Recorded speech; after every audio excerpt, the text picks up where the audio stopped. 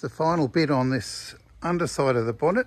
Because I did some welding there, I put a smear of bog over the top of that in the corner, and a little bit there was, and sanded them back. I didn't film that. I thought, oh God, it's boring. And then I sprayed a little bit of undercoat on it. I'll give it a sand back, I don't know, in a month or so, 3-4 weeks, whatever it takes to shrink down. And so I thought I'd leave that because I can't turn it over because the paint's too soft. So I'll leave it for a couple of days just for this to harden up a little bit. And I'm just a bit worried that if I turn it over, that just sitting on its own weight's going to sort of damage my paintwork. And I thought, well, I'm not in that much of a hurry. So, and I've got plenty to go on with. So today, well, for the rest of the day, it's getting on a bit, I'm going to just finish the roof. So you guys can watch that too.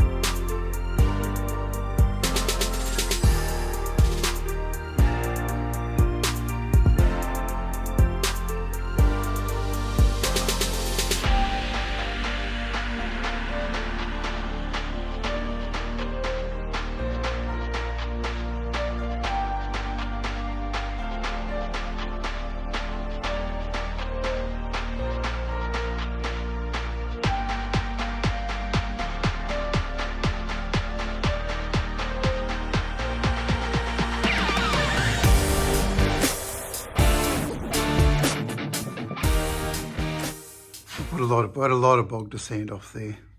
99.99% of that was sanded off. Anyway, it's still going off. So I hope I put enough hardener in. That's a worry. And so I'm doing 2 jobs. I'm working on the bonnet as well. So this is the bonnet. I've left it in the sun for well, this is the 2nd day now, to bake a bit. It was, she's hard now. I didn't want to turn it over onto the what do you call it? Sawhorse? No. Tripod? No, it's 4 legs. Quad pod? I'm going to call it a quad pod. I'll put it on the quad pod and I'll flip it over so, you know, the quad pod doesn't damage it. Okay. Yeah, and then I've got to get sanding on that side. It's a nice bonnet, this. I'm really pleased with it.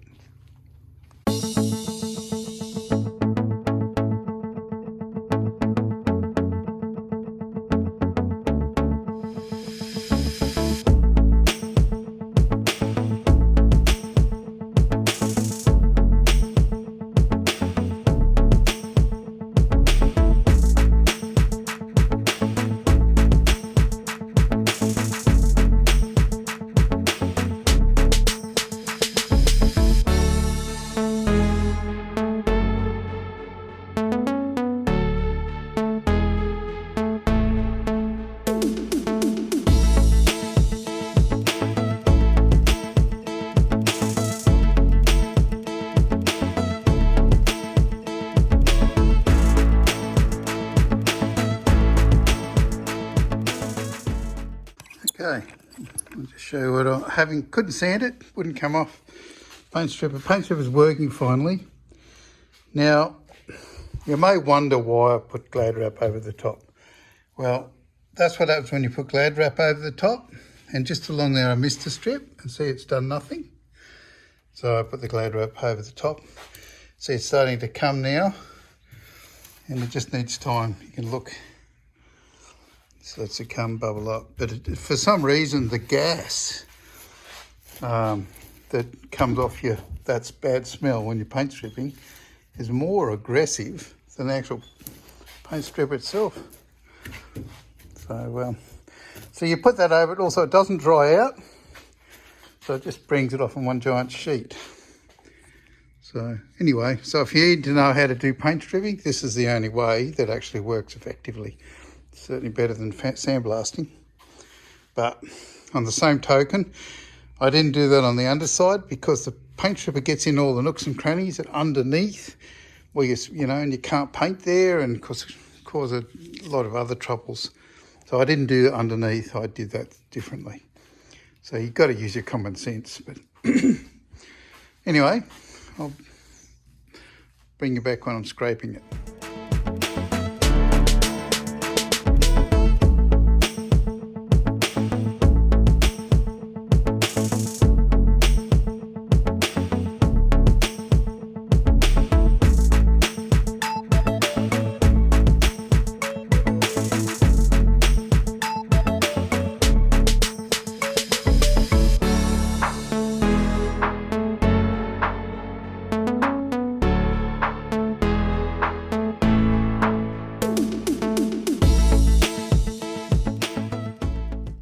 Josh is going to hate this, where I do time-lapse video. Time-lapse video gives him the shits.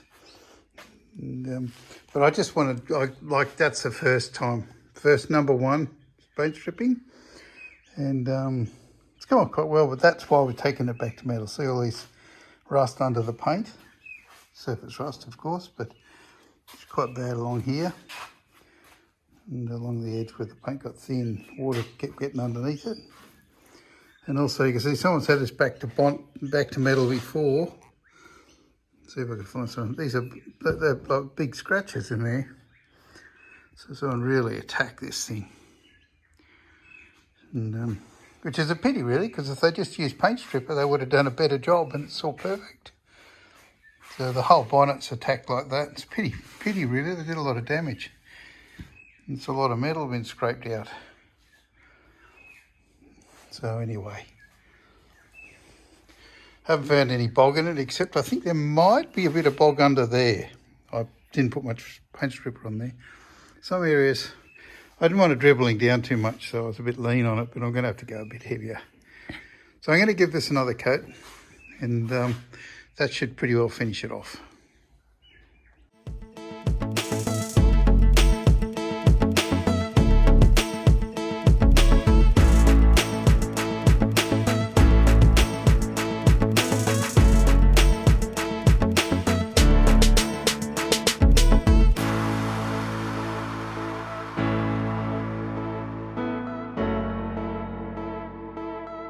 Much to my delight, I finished with a paint stripper. So tomorrow it just gets a good sand down and get rid of all the rust. And I'll probably give it a, whatever you call that stuff again, the anti-rust thing, give it a wipe over with that stuff. Little dents in the front here, probably from people shutting the bonnet, pressing down. And that's about it.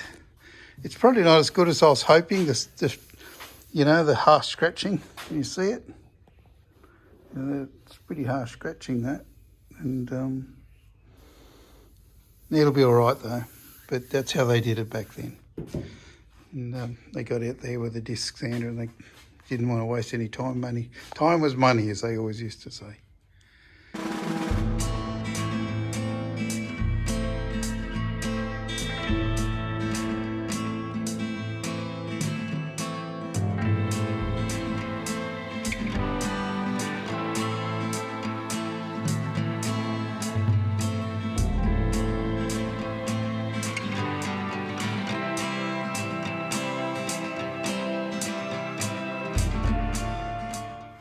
You can't see it, but there's a dent there. But it's a significant dent. And I thought I might have a try at pulling it out. And you can't get to the back of it, unfortunately. Not even a little bit. So I thought maybe I'll put some things on it and give it the slide hammer treatment. So I thought you might like to watch that. All right, here we go. Well, I thought I'd bring you in a little closer. It's actually carrying along pretty good. Could do with another one right there. Of course, you're in my road now. I'll do my best.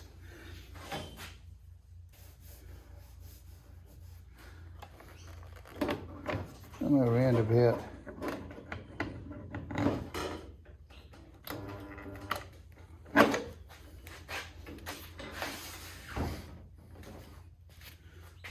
Can you still see? Did I bump you? Oh, you're good. Just watch your ears for a second. When I...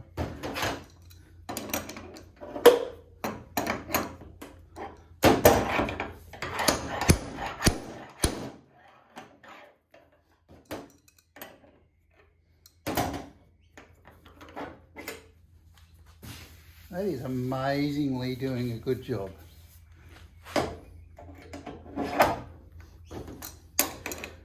And last time I tried this, it was on a section of the car that had been sandblasted so many times it would just spring back again. But this is actually working. So I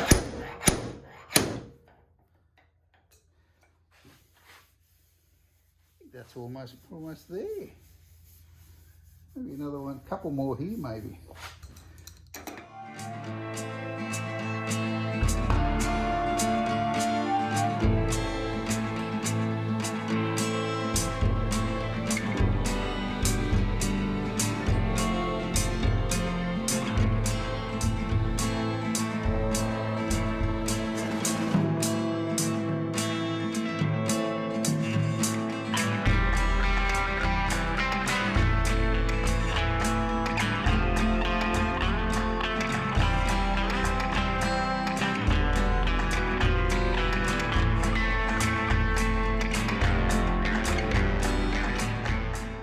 Bring in for a closer look.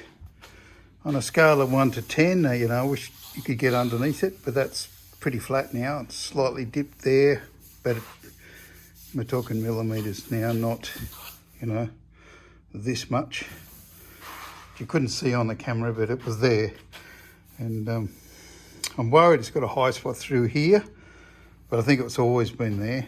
And so those marks there, that's where the spot welder pressed and it welded a dot there.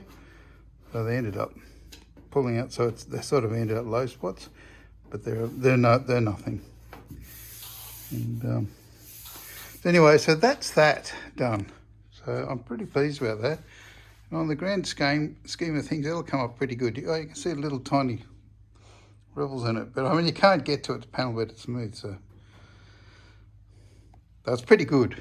Anyway, so I'm going to put some 2-pack primer on this. I've got to go over it with some, what do you call that stuff again? Dioxidine. So I'm going to go over it with some dioxidine again, and then I'll clean it off really nicely, and then I'm going to put some, wax and grease remover after that, and then I'll put some epoxy primer on it, and then she's ready for actually a skimmer bog and blocking out, and it should come up good then. Okay, back on time lapse.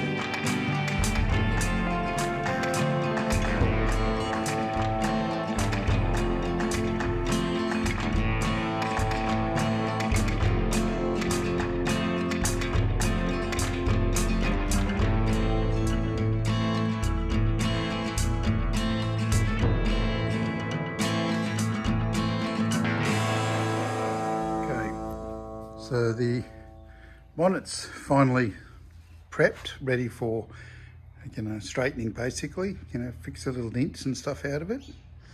It shouldn't take too long. And I've just got some whisper thin bits of bog to sand back. Oh, you see, the closer I get, the less you see. And I give those spots there a sand back, and they were just ever so slightly low, but there was like about 5 spots there, and I just did a lot, and I thought, oh, it'll block out nicely. Then I give it a coat of that stuff, and that should be really nice. After that, then I'll give it some high build primer. And then that's it. The car's done, except for the tailgate and section here at the back. And I would have done that already, except, you know, the bloody rotisserie is always in the road. Horrible thing it is. So, anyway, I'm going to get on with the... I'll drag this outside because it still smells. Get back onto the roof. They may end up coming in separate videos, I'm not sure.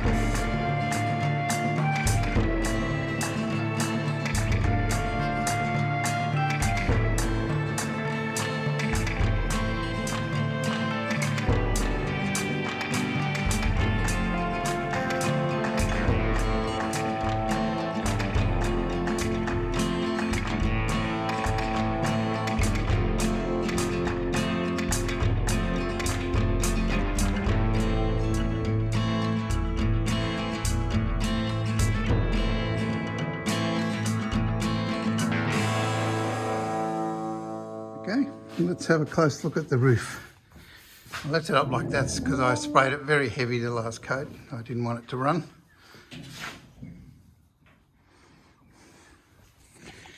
And she's looking, you know, okay. Looks fantastic. What can I say? So that'll get a mist coat or a guide coat. I know, stinks in here still. And a good old-fashioned blocking down. Then a heavy coat of high build primer. And a good blocking down again. And then a thin coat of primer and hopefully, you know what, 6... I used to always do it 400 wet, so I don't know what they do these days. So everybody seems to have a different idea. It used to always be 400 wet and then colour on top of that. I'm going to get out of here. But maybe it might be 600 or something. But we'll see. I'll go and ask someone. I'll go and ask my mate Kim. He seems to have the nod on that. Okay.